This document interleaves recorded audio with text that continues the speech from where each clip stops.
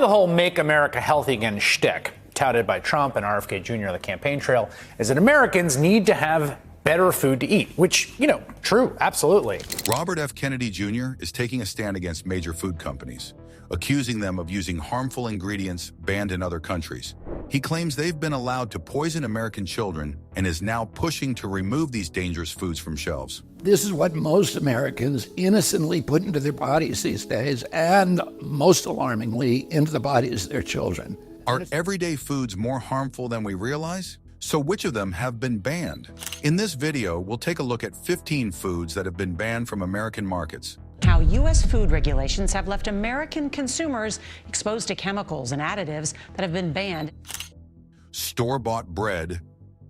Robert F. Kennedy Jr. has been outspoken about harmful chemicals in food, and store-bought bread is a perfect example of how many unnecessary and even dangerous ingredients end up in what we eat. One of the worst offenders is potassium bromide, a dough conditioner that has been linked to cancer in multiple studies. Yet it is still widely used in the U.S., even though many other countries have banned it. But have you ever thought about why store-bought bread stays soft and fluffy for weeks? Or why it has such a perfect texture every single time? Here's the shocking truth. Most of it is loaded with preservatives, additives, and artificial ingredients that were never meant to be in food. What then are the dangers of store-bought bread? Stay tuned, this is something you need to hear. One of the most common preservatives is calcium propionate, which helps prevent mold, but has been linked to ADHD in children. Big bread manufacturers also use dough conditioners like azotocarbonamide, the same chemical found in yoga mats, datem, and monoglycerides. These ingredients don't exist to make bread healthier. They just make production faster and cheaper for big companies. Then there's the added sugar. Bread naturally needs a little sugar for the yeast to work, but companies take it much further by adding high fructose corn syrup, GMO sugar from beets, and even sucralose. And if you think light bread is better, think again. It often contains even more sugar to compensate for lost flavor. And let's not forget artificial colors and flavors. These start out as petroleum products, the same base used for gasoline. Some artificial additives are linked to allergies, asthma, and hyperactivity in kids. And that caramel coloring that makes some bread look golden and appetizing? It's made by heating ammonia, a known carcinogen. Most people have no idea how much junk is packed into a simple loaf of bread. And once you know, it's hard to unsee. Potato chips. Let's be honest, there's nothing better than crunching on a bag of potato chips while watching your favorite movie. The salty, crispy goodness is just too good to resist. But have you ever wondered what's really in those chips? Because once you find out, you might think twice before reaching for another handful. First, let's talk about acrylamide. Never heard of it? Well, it's a chemical that forms when starchy foods like potatoes are cooked at high temperatures, and it has been linked to cancer in animal studies. Researchers were shocked to find high levels of acrylamide in potato chips, making them one of the worst culprits when it comes to processed snacks. And that's just the beginning. To keep chips looking fresh and tasty, companies add sodium bisulfite. Sounds harmless? Well, it's also found in some toilet cleaners. Now, to be fair, only a small amount is used in chips. But here's where things get concerning. When sodium bisulfite mixes with vitamin B12, it can create a toxic reaction. And guess what? Some potato varieties are naturally rich in vitamin B12. That means your favorite snack could contain a dangerous combo you never even knew about. Then, of course, there are the preservatives, artificial flavors, and colorings that give each chip its perfect look and taste. The endless variety of flavors may seem exciting, but those extra ingredients can lead to inflammation, digestive issues, and even long-term health risks. The truth is, homemade potato chips are way healthier. You control the ingredients, skip the chemicals, and still get that delicious crunch. So next time you're craving chips, maybe try making your own. Your body will thank you. Candy. We all know candy isn't exactly a health food, but have you ever stopped to think about just how bad it really is? Sure, it's a fun treat, but beneath all that sweetness is a recipe for disaster, for your teeth and your overall health. Let's break it down. First, let's talk about your teeth. Candy and sugar go hand in hand, and the bacteria in your mouth absolutely love sugar. The problem? When these bacteria feast on sugar, they produce acid that attacks your enamel, the hard outer layer of your teeth. This process, called demineralization, weakens your enamel and makes your teeth more vulnerable to cavities. And once the enamel is gone, there's no getting it back, and it doesn't stop there. The sticky film of bacteria called plaque forms on your teeth when you eat candy. If not properly cleaned, this plaque builds up and leads to gingivitis, aka inflamed, bleeding gums. If left untreated, it can develop into full-blown gum disease, which can eventually cause tooth loss. Sounds fun, right? But candy doesn't just mess with your teeth, it can take a serious toll on your entire body. That sugar rush might feel great for a moment, but in the long run, eating too much candy can lead to weight gain, type 2 diabetes, and even heart disease. And get this, research suggests that diets high in sugar are linked to depression and poor memory. It's like candy is sweet on the outside, but secretly plotting against you. The truth is, sugar is sneaky. It tastes good, it makes you crave more, and it's everywhere. But knowing the risks can help you make smarter choices. Maybe next time, you'll think twice before grabbing that second handful of candy. Soda. Soda is one of those drinks that seems harmless, until you realize what's actually inside. It's fizzy, sweet, and refreshing, but let's be real, it's basically liquid sugar. And the more you drink, the worse it gets for your body. A single can of soda can pack anywhere from 7 to 10 teaspoons of sugar. That's a sugar overload, and your body isn't built to handle that much all at once. The result? Your blood sugar spikes, and over time, this can lead to weight gain, diabetes, and even heart disease. In fact, studies have shown that people who drink soda regularly are much more likely to develop type 2 diabetes than those who don't. And here's something you probably haven't thought about. Soda doesn't fill you up. You could drink hundreds of calories worth of soda and still feel hungry, which means you'll probably end up eating more than you need to. Plus, sweet drinks can make you crave even more sugar, creating a cycle that's hard to break. Soda also has a nasty habit of destroying your teeth. When the sugar in soda meets the bacteria in your mouth, it creates acid that erodes your enamel. The more soda you drink, the more damage it does, eventually leading to cavities and painful tooth decay. If you've ever seen what soda does to a rusty penny, imagine what it's doing to your teeth. So why keep drinking something that does so much harm? And with so many better alternatives, is soda really worth it? Well, brace yourself. Your favorite food may be the next unhealthy food you've been consuming. Burgers. Burgers are an American classic. Whether it's a backyard barbecue, a late-night fast food run, or a sit-down meal at a diner, burgers are everywhere. They're juicy, satisfying, and packed with flavor. But have you ever stopped to think about what's actually inside that burger and how it affects your health? The average American eats about 5 burgers a month, and for some people, that number's even higher. Many believe burgers are a good source of protein and nutrients, which makes sense after all. They're made of beef, and beef is packed with protein. But just because something has protein doesn't mean it's healthy. Burgers come with a whole lot of baggage, and unfortunately, it's not the kind you can just ignore. One of the biggest concerns with burgers is the amount of saturated fat they contain. Too much saturated fat can raise your cholesterol levels and increase your risk of heart disease. And let's not forget about the sodium. Fast food burgers, in particular, are loaded with salt, which can contribute to high blood pressure and other cardiovascular issues. Then there are the additives. Many fast food burgers contain preservatives, artificial flavors, and even ammonia-treated beef, also known as pink slime. Not exactly the kind of thing you'd want on your plate. And let's talk about portion sizes. A homemade burger might not be too bad, but restaurant and fast food burgers are often oversized and piled high with cheese, bacon, and calorie-packed sauces. By the time you add fries and a soda, you've turned one meal into a calorie bomb that's hard to burn off. Civet Cat Coffee. Would you pay $80 for a cup of coffee? What if I told you that coffee came from beans that were first eaten, partially digested, and then pooped out by a cat-like animal? Sounds bizarre, right? Welcome to the world of Kopi Luwak. It's Kopi Luwak. And explain to the fine people what Kopi Luwak is. The flower is the coffee bean. Also known as Civet Cat Coffee, the most expensive and controversial coffee on the planet. At first, the idea of civet coffee seemed like a win for both humans and animals. The Asian palm civet, a small, nocturnal mammal, was often seen as a pest in Indonesia, raiding fruit farms and getting into trouble. But when people discovered that its digestive enzymes could transform ordinary coffee beans into a smoother, less acidic brew, Civet suddenly became valuable.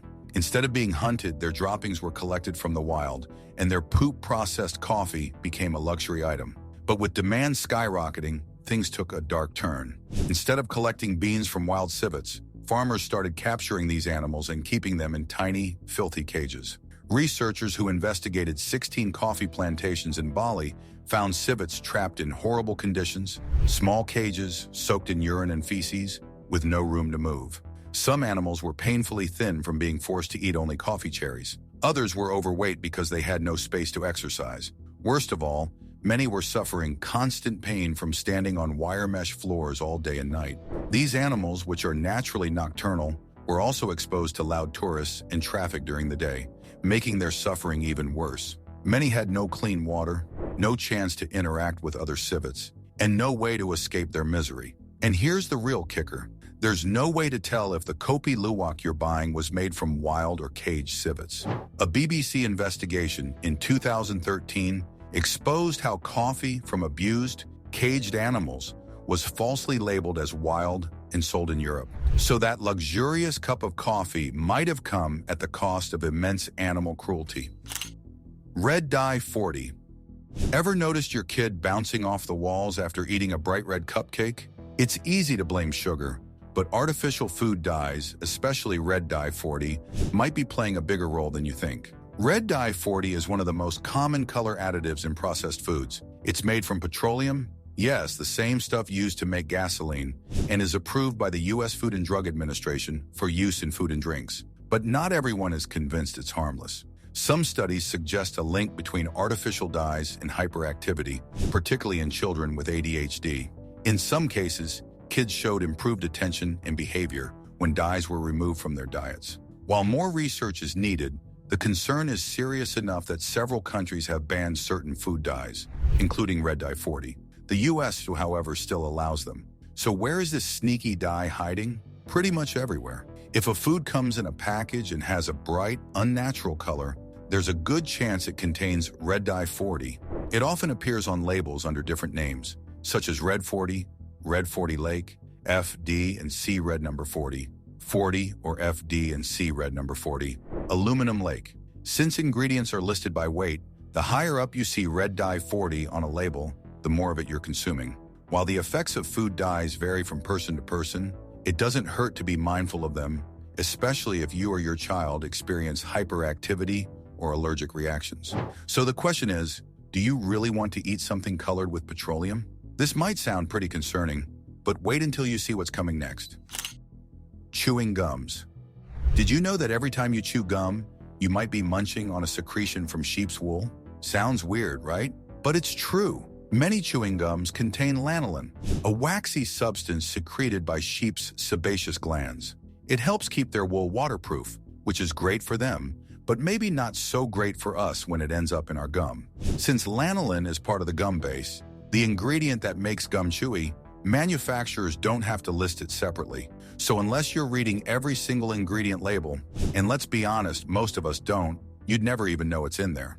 But lanolin isn't the only thing that makes chewing gum questionable. If you're a fan of sugary gum, your teeth might not be too happy. Sugar sticks to your teeth, feeding bacteria and leading to cavities, gum disease, and tooth decay. If you don't brush right after, the damage just keeps adding up. And then there's your jaw. Chewing gum too often, especially on one side, can throw your jaw muscles out of balance.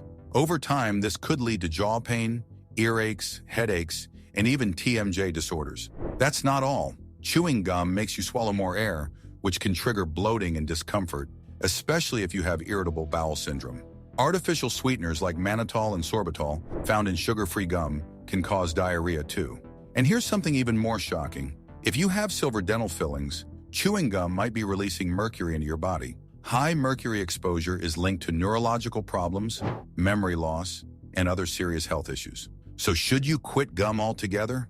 Not necessarily. Just opt for sugar-free versions made with xylitol and be mindful of how often and which side you chew on. Now, something even more surprising to think about. Margarine. For years, margarine was a staple in American households, but over time, it started facing bans and restrictions. Why? Because it turned out to be more harmful than helpful. One of the biggest reasons margarine lost favor was its high trans fat content.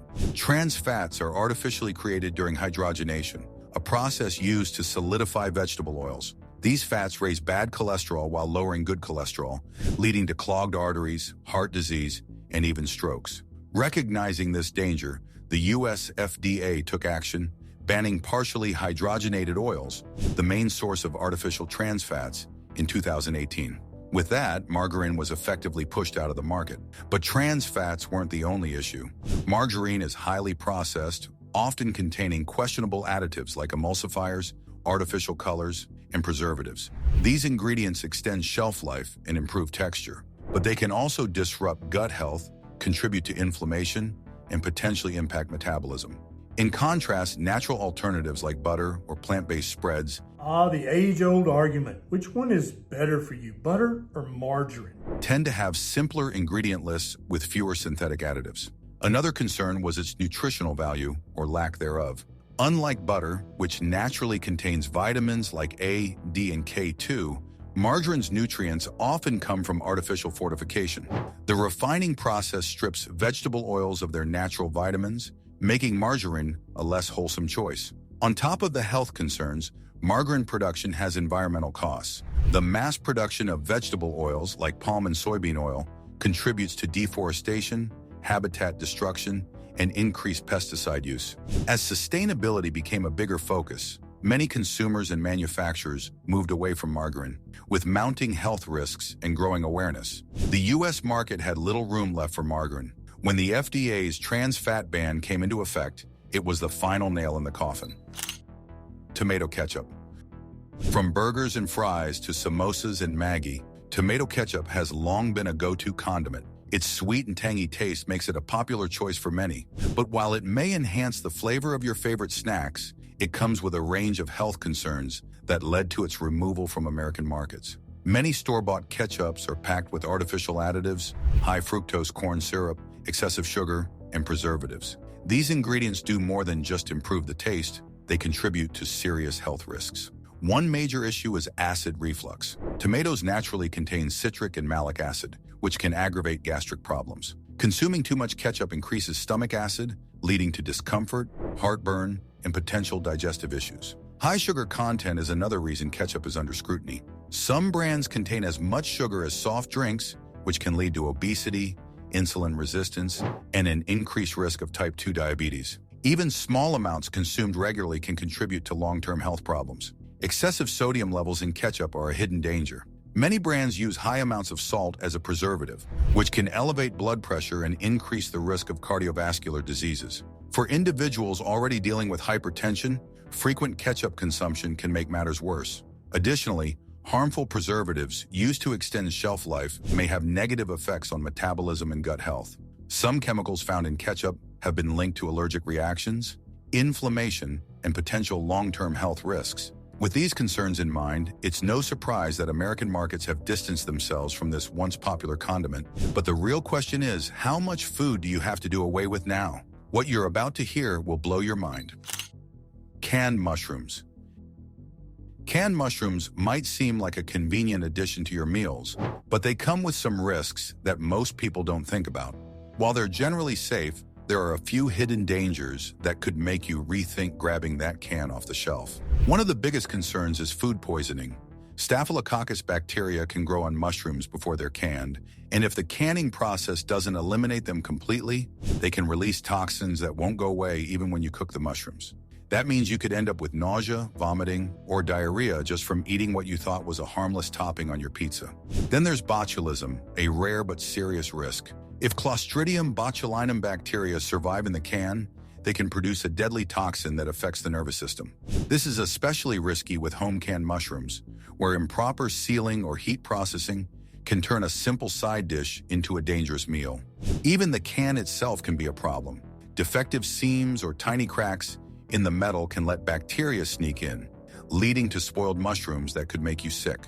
If the mushrooms weren't heated properly during canning, bacteria that should have been killed could still be lurking inside.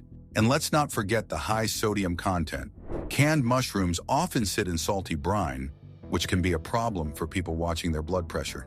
Then there's the issue of BPA, a chemical found in some can linings.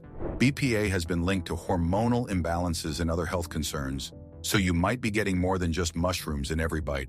Plus, the canning process itself can strip away some of the mushroom's natural nutrients, leaving you with fewer vitamins and minerals than you'd get from fresh ones. While grabbing a can of mushrooms is easy, the hidden risks might make you think twice.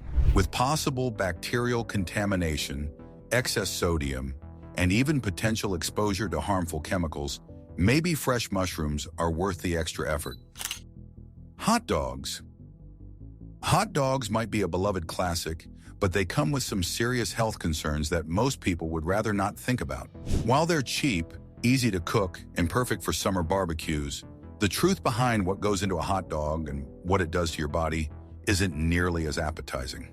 For starters, hot dogs are classified as processed meat, which the World Health Organization has labeled a Group 1 carcinogen, meaning there's strong evidence they cause cancer.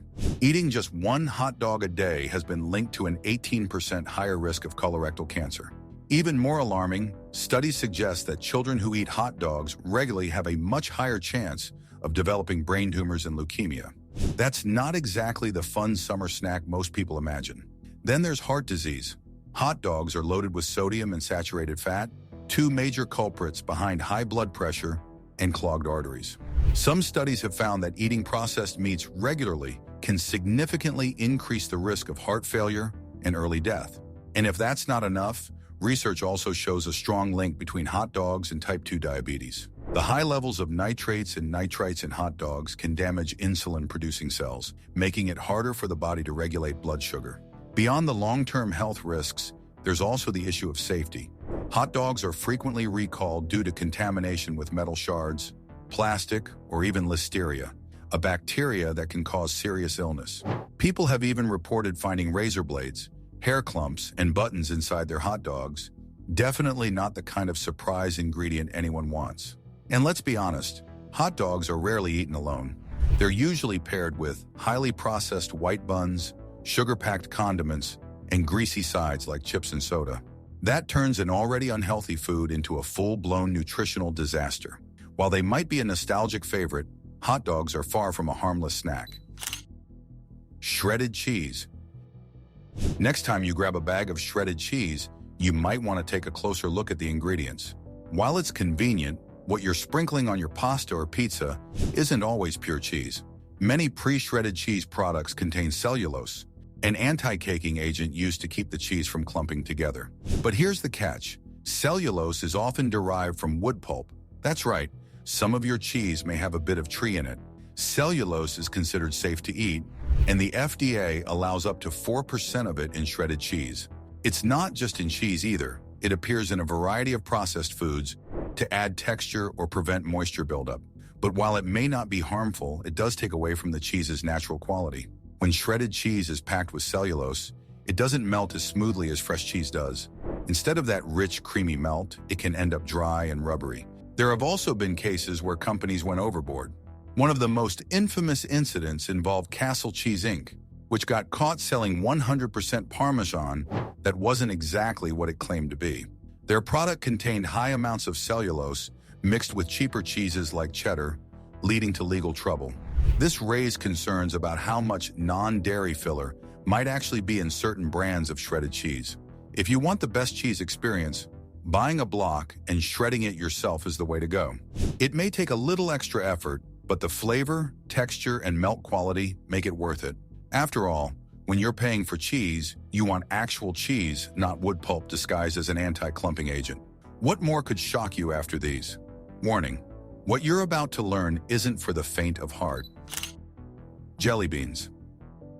Jelly beans may be colorful and fun, but their glossy coating has a rather unexpected source. That smooth, polished finish isn't just the result of sugar, it often comes from shellac, a substance secreted by the female lac bug. These tiny insects feed on tree sap and produce a resin that hardens on branches. In countries like India and Thailand, this resin is collected, processed into flakes, and dissolved in alcohol to create a liquid glaze. This is then sprayed onto jelly beans to give them their signature shine. But candy isn't the only place shellac is used. It's also applied to fruits like apples to make them look fresher, and even appears in non-food products like furniture polish and floor coatings. For vegetarians and vegans, this might be an unwelcome surprise, as shellac is considered an animal byproduct.